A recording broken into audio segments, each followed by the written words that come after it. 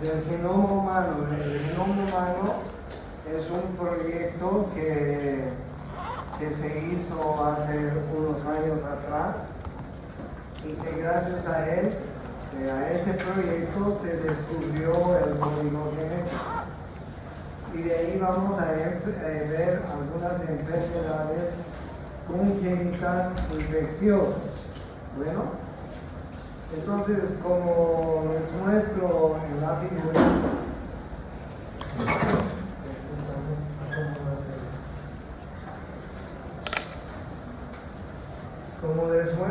figura, ustedes ya saben que el ADN es una cadena, es un eslabón, una cadena de doble hélice que está formado por bases nitrogenadas.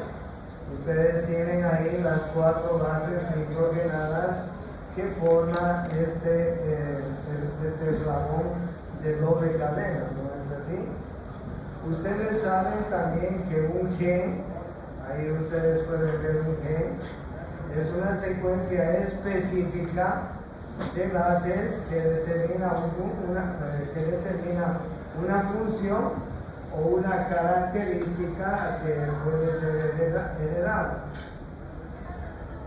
Las secuencias que no contienen genes eran considerados antes residuos evolutivos. Ahora la ciencia comienza a entender su rol de desarrollo de la vida y sabe que no formaban en realidad residuos evolutivos, sino que eran genes inactivos. Bueno, y fíjense, el genoma humano se compone más o menos de unos 3.000 millones de pares de bases nitrogenadas, como ustedes están viendo, y aproximadamente unos 30.000 genes de genes activos, como ya les mencioné en algunas circunstancias. Algunos autores dicen 25.000 y otros dicen 30.000. Bueno, pero de todas maneras, miren ustedes esta cantidad tan inmensa que forma parte de esta cadena de ADN, ¿no? 3.000 millones de bases nitrogenadas que regula el funcionamiento de las células y define la característica de los individuos. Se dan cuenta que qué grande es ese código genético, ¿no? O sea, ¿cómo podríamos guardar los 3.000 millones de bases nitrogenadas de cualquiera de ustedes? De ella, de ella. ¿Cómo podríamos guardar? ¿En cuadernos? ¿Pizarras? ¿Cuántas pizarras necesitaríamos? ¿Cuántos cuadernos? Por eso es que este proyecto del código genético, que les voy a dar enseguida, es un proyecto que ha creado softwares especiales donde se puede guardar el código genético de cualquier persona. Pero imagínense guardar el código genético de una persona. Imagínense guardar 3.000 millones de bases nitrogenadas. ¿Se imaginan lo que es 3.000 millones de bases nitrogenadas? O sea, es mucho, ¿no? Si ustedes se dan cuenta, es una gran cantidad y no la podríamos guardar. Por eso es que se han tenido que fabricar softwares especiales para poder guardar los códigos genéticos de diferentes personas. Bueno, algunas otras curiosidades más. En el ADN están impresas las instrucciones que necesita un ser vivo para nacer y reproducir, ¿sí? Ahí ustedes están viendo los diferentes pares de bases nitrogenadas, ¿ya? Entonces, bien, el código genético El código genético es el mensaje que contiene una molécula de ADN y que, como les decía, ese mensaje está contenido en esa molécula de doble hélice que tiene 3.000 millones de bases nitrogenadas. En la composición y en las características ustedes pueden ver claramente cuál es la característica de ese código genético, ¿no?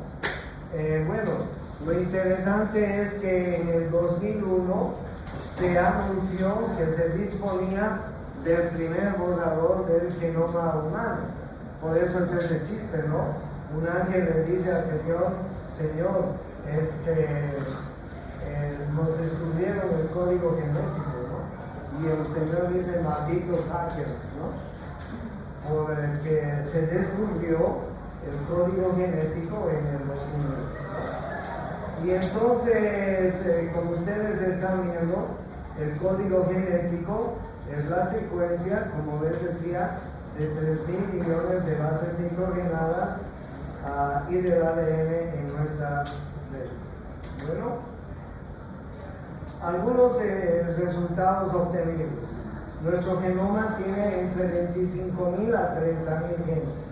He leído muchos textos que dicen 25.000, pero también he leído otros más que dicen 30.000.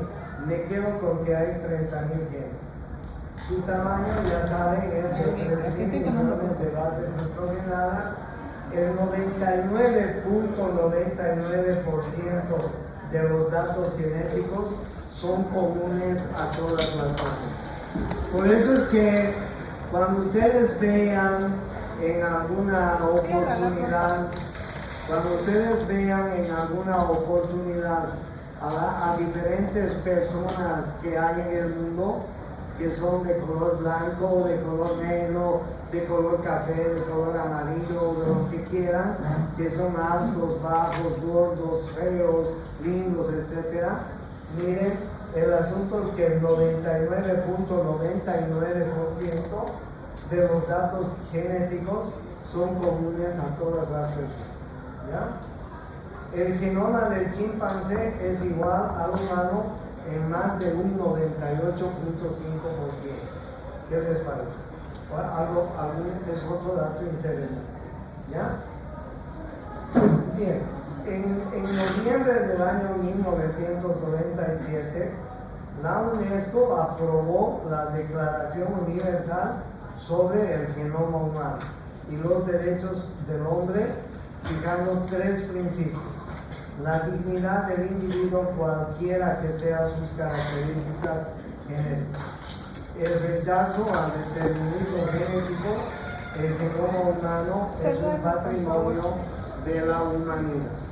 Bueno, entonces esos son los 3 principios que están regulando, estos son los 3 principios que están regulando el genoma humano, y gracias a la UNESCO.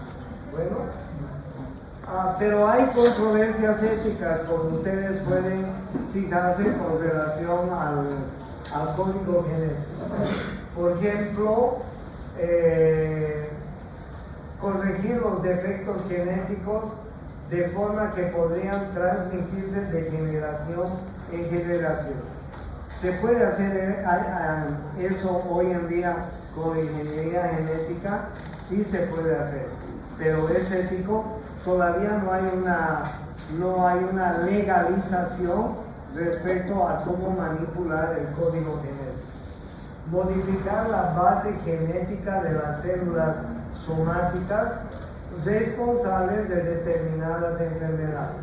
Sería posible la modificación del óvulo, del huevo, del cigoto, de la unión del óvulo y el espermatozoide, o del embrión de pocas células.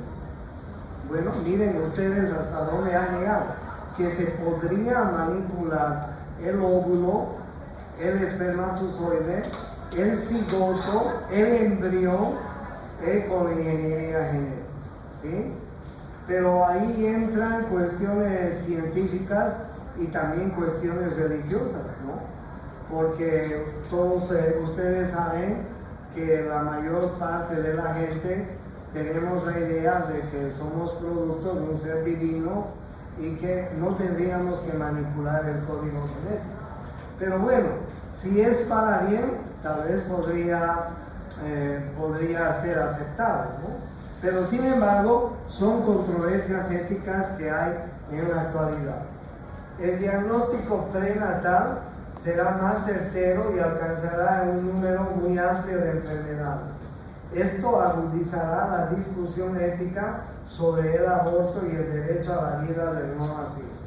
Como yo ya les he contado, en muchas partes del mundo, las mujeres tienen la posibilidad de hacerse un estudio de un embrión de 3-4 semanas de embarazo y determinar genéticamente si ese embrión va a ser un ser normal o va a tener alguna alteración genética, ¿sí?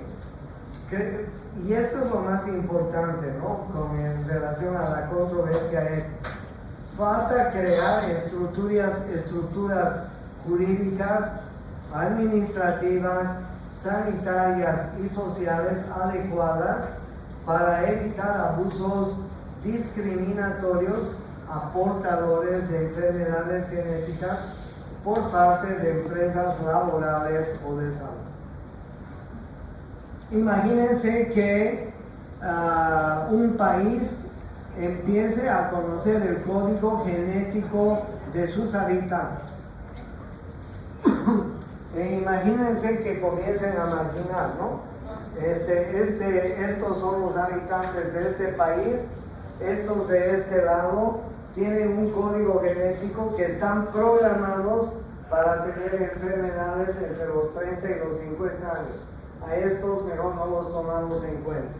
Y estos de la derecha están programados pues para tener códigos genéticos y procrear hijos que tengan malformaciones congénitas. Entonces los controlamos también a ellos.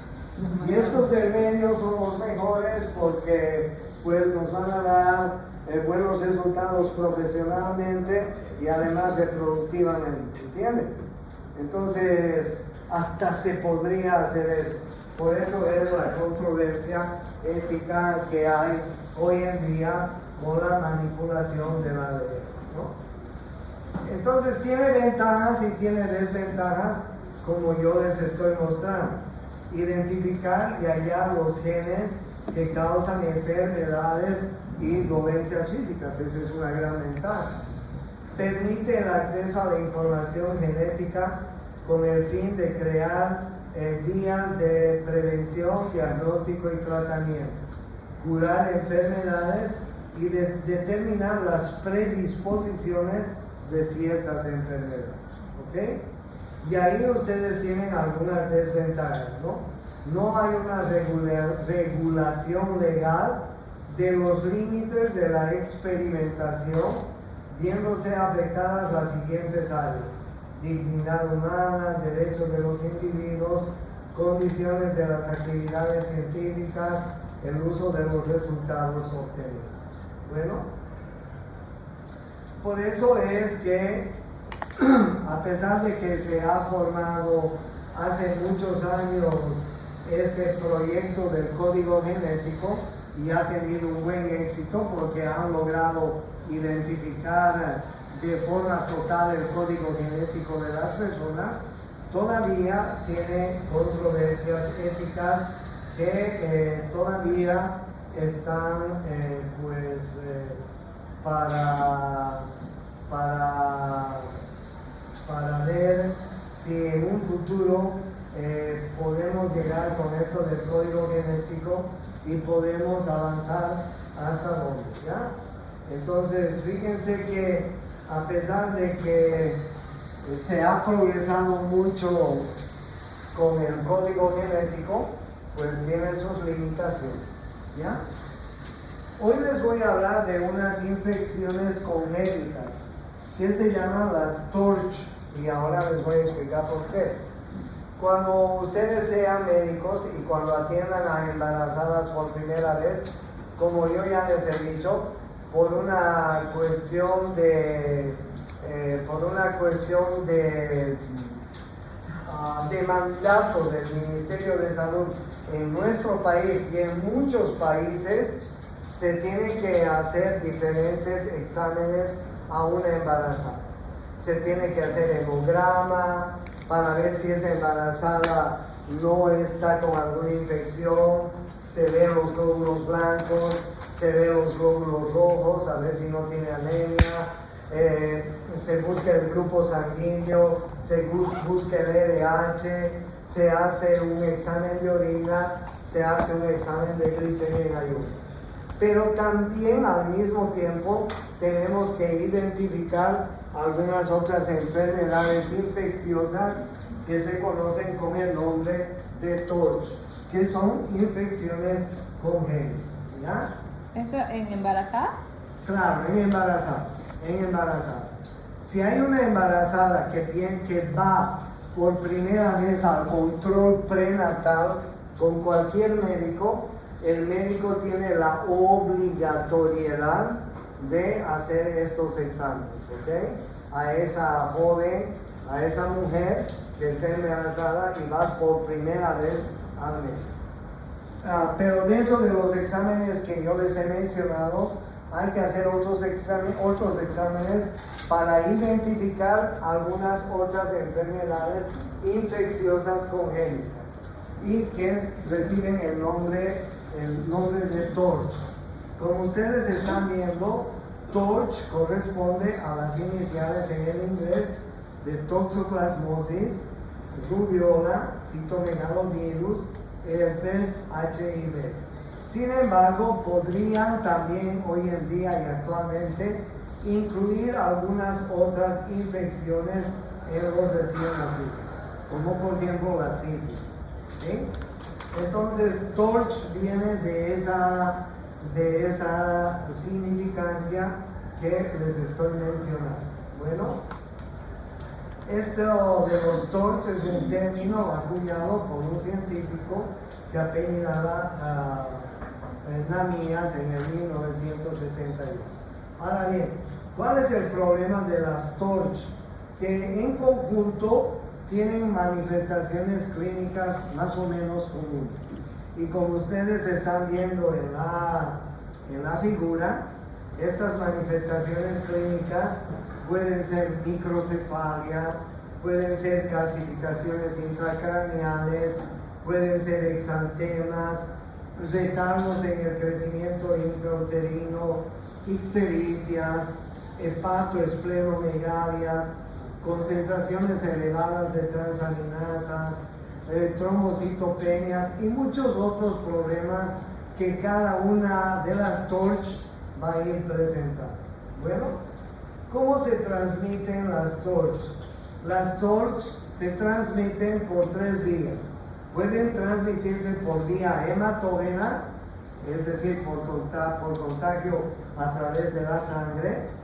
Puede transmitirse en el momento que el bebé está saliendo por el canal del parto, en el momento del parto, y también puede transmitirse por vía ascendente, es decir, ascienden desde los genitales externos, pueden ascender hasta llegar al bebé y producir alguna infección.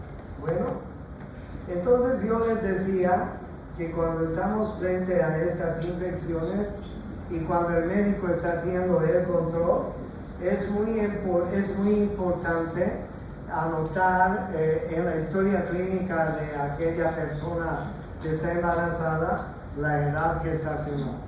Porque ustedes saben que es diferente estar embarazada en el primer trimestre, en el segundo trimestre y en el tercer trimestre. Hay mujeres que vienen al final, cuando ya están por parir, si va a haber término. Pero hay mujeres que vienen en el primer trimestre. Y ustedes saben que el primer trimestre es el trimestre más delicado en la formación de un bebé. ¿No es así? Por eso es que la edad gestacional es importante y además averiguar si hay algún antecedente de enfermedad infecciosa, averiguar si es una infección por primera vez, una prima infección, o si no, si es una reactivación. Por ejemplo, la tuberculosis es una enfermedad que puede ser que esta mujer tenga por primera vez una prima infección o que haya tenido en su juventud, haya sido curada, tratada y que se esté reactivando ahora que está embarazada. Por eso es importante, ¿ya? ¿Cuáles son las formas en que se manifiestan estas enfermedades? Podrían producir reabsorción embrionaria y el embarazo quedar en nada. Podrían producir abortos consecutivos y esa mujer que quiere tener hijos pues podría convertirse en una abortadora habitual. Podrían llegar a una infección placentaria con infección fetal. Podrían tener un retardo del crecimiento intrauterino con infección fetal. Podrían ser causa de un parto prematuro con infección fetal. Podrían ser causa de mortinatos. Miren ustedes qué grave es el mortinato. Imagínense una chica joven que está llevando pues embarazo 8 o 9 meses de gestación y que al momento del parto nazca un niño muerto. Se imaginan qué duro debe ser para una chica, para una mujer joven, ¿no? Recién nacidos infectados sintomáticos y recién nacidos infectados asintomáticos. Entonces, en todas estas formas se pueden manifestar estas enfermedades, mejor dicho. Vamos a ir a la primera. La primera es la toxoplasmosis. Como ustedes están viendo, la toxoplasmosis es un parásito intracelular. Su vía de transmisión es la fecal oral, pues en pacientes inmunodeprimidos. Y como ustedes están viendo, en la toxoplasmosis, el animal que es portador de esta enfermedad es el gato. ¿Sí? El gato. ¿Ya? Sí, pero muy tarde y ni siquiera hay campo. Pero ingresen, no sé.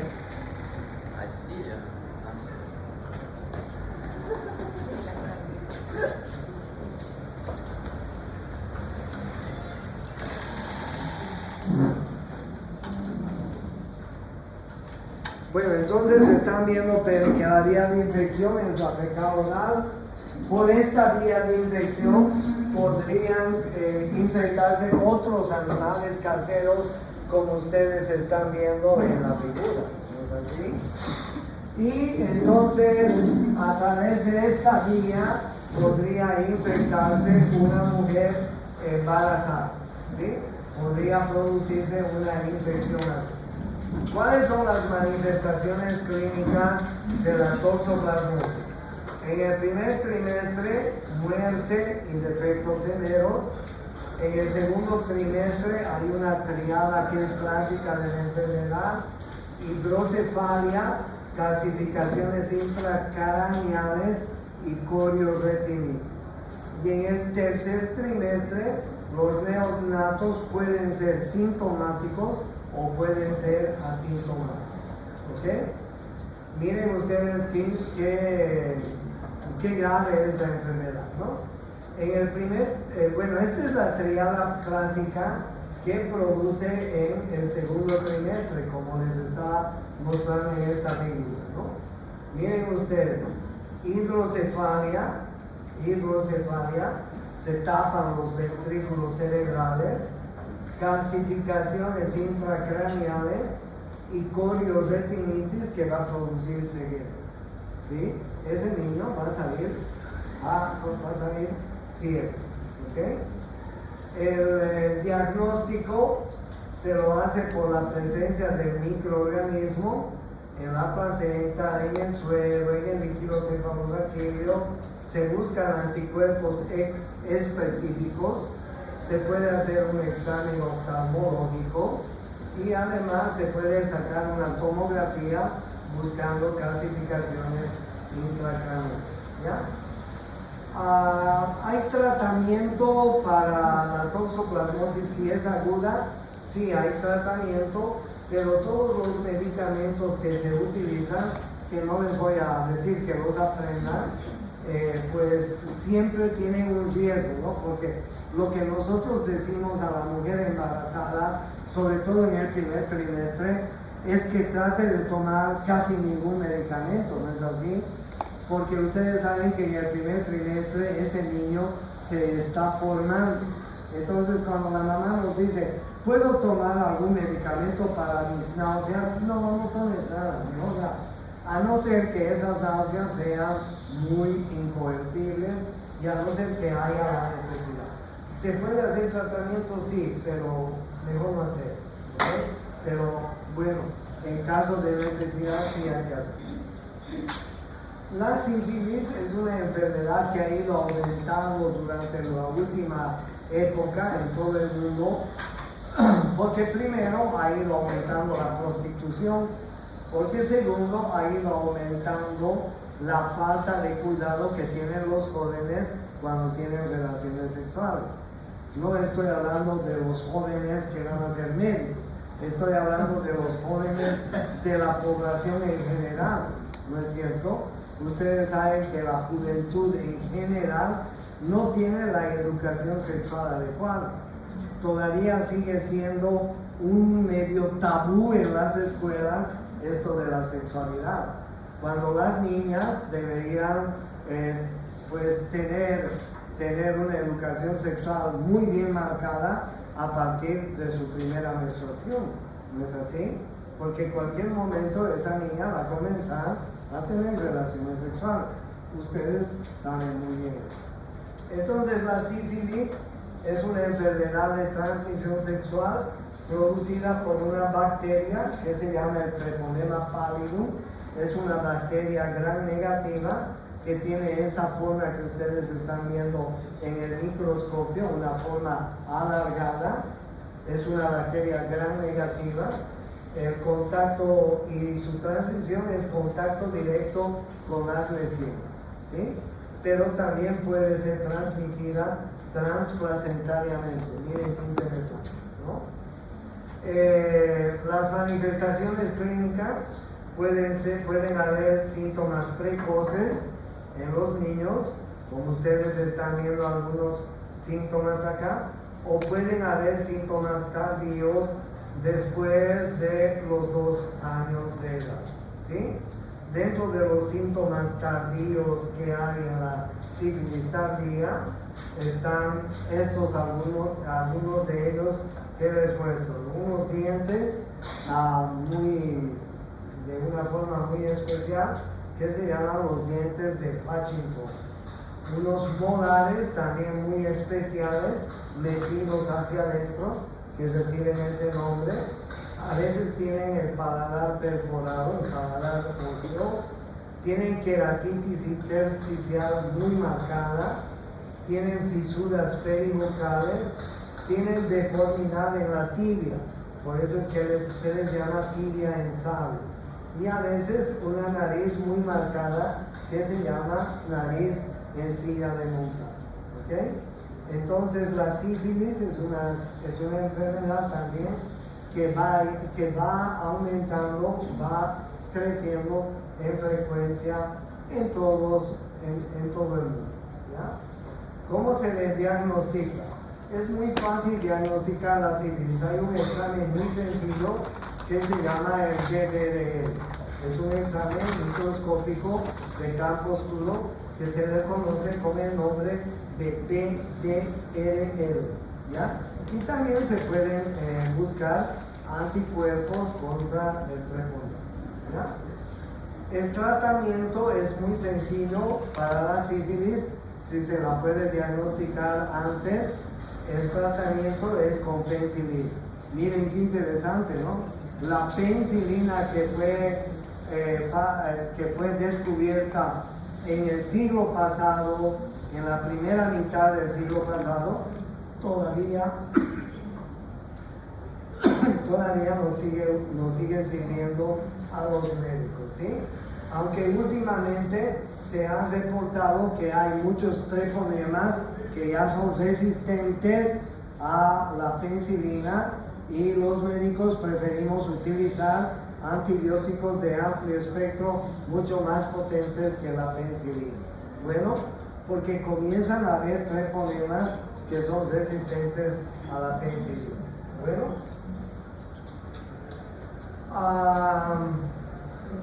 el virus del herpes zóster o virus de la varicela también. El herpes zóster o virus de la varicela son virus que son muy emparentados, son primos hermanos, ¿ok? Y este herpes zóster que se contagia por lesiones infectadas también puede transmitirse a través de varias formas, ¿no? Como ustedes están viendo, a través de las secreciones, sangre, objetos pulsocortantes, transplacentariamente, etc. ¿Ya? Tiene manifestaciones clínicas, no es muy frecuente, pero algunas veces podría ser la causa de otras infecciones oportunistas. ¿Ya? Otra, el parvovirus. El parvovirus es un virus DNA de cadena simple que su vía de transmisión es el tracto respiratorio, exposición a sangre contaminada y transplacentariamente. Como ustedes están viendo, el parvovirus puede producir abortos, infecciones urinarias a gram positivos y resistentes inclusive. Puede producir riesgo de hidrops fetal, es una complicación del embarazo, trombocitopenias y lesiones hepáticas. Bueno, se diagnostica a través de la búsqueda de anticuerpos específicos para el parvovirus. Bueno, la rubiola. La rubiola es producida por un virus que se llama el togavirus. La vía de transmisión es a través de secreciones respiratorias y transplacentariamente, ¿sí? La rubiola, por suerte, tiene una vacuna, pero miren ustedes, si la rubiola se contagia, puede tener manifestaciones clínicas muy severas. Miren ustedes, en el primer trimestre puede producir la famosa tétrada de Craig, así se llama, cardiopatía, microcefalia, sordera, catarata, ¿sí? Puede producir cataratas, como ustedes están viendo, defectos oculares y microcefalia. Y más allá puede producir infecciones urinarias, glaucomas, estenosis pulmonares, ictericias, linfadenopatías y otras enfermedades que ustedes están viendo en las manifestaciones clínicas de la rubiola, ¿ok? De la rubiola. O sea, la rubiola es una enfermedad no más grave, claro que sí, es muy grave. Por eso es que los médicos tenemos que hacer el diagnóstico en la primera visita de una embarazada de todas estas enfermedades. Bueno, no existe tratamiento, pues existe vacuna, ¿ya? El citomegalovirus. El citomegalovirus es un virus que es pariente del virus herpes, se transmite a través de la vía transplacentaria, perinatal y como ustedes están viendo. Ya no hay campo, ¿no? Ya no hay campo. Te cuento que ya no hay campo, no hay donde te sientas.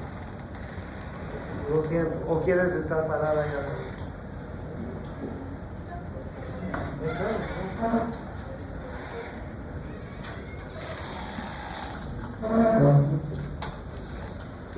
Bueno, entonces ahí ustedes tienen el citomegalovirus, las formas como se transmite, ¿sí? Se estima que el 0.5 o 1% de los infantes nacidos vivos pueden presentar infección por el citomegalovirus. ¿Cuáles son las manifestaciones del citomegalovirus?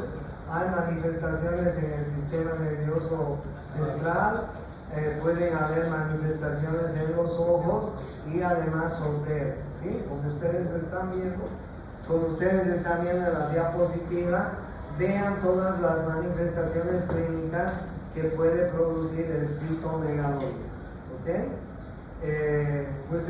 Entonces, como ustedes ven, son enfermedades que pueden producir problemas serios en los bebés, ¿no es así? El diagnóstico es buscando los anticuerpos para el citomegalovirus. No existe tratamiento, aunque se puede dar algún antiviral si es que se diagnostica la enfermedad, ¿ya? El virus del herpes simple también es un virus que se puede transmitir, ¿sí? El virus del herpes se considera una enfermedad de transmisión sexual. Se puede transmitir por contagio en el canal del parto, contacto directo con mucosas afectadas, contacto después de la ruptura de las membranas. Miren ustedes, ¿no? Entonces, ¿cuáles son las manifestaciones del virus del herpes?